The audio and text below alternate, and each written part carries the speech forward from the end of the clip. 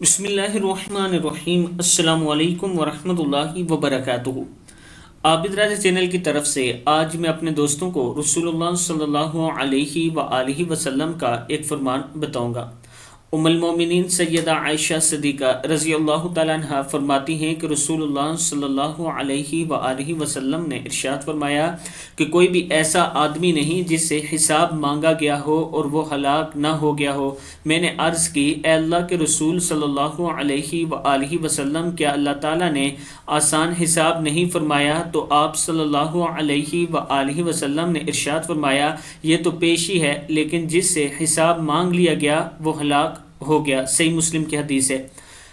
میں اپنے دوستوں سے گزارش کروں گا کہ اللہ تعالیٰ کے حضور یہ دعا کیا کریں کہ اے اللہ، کل قیامت کے دن ہم سے حساب کتاب نہ لے، ہم اس قابل نہیں کہ آپ کے سامنے حساب کتاب دے سکیں، اور اے اللہ ہمارا جو اعمال نامہ ہے وہ ہمارے سیدھے ہاتھ میں دے دے تاکہ ہم جنت میں داخل ہو سکیں۔ جب آپ اپنے رب سے یوں دعا کریں گے تو اللہ ضرور قبول فرمائے گا۔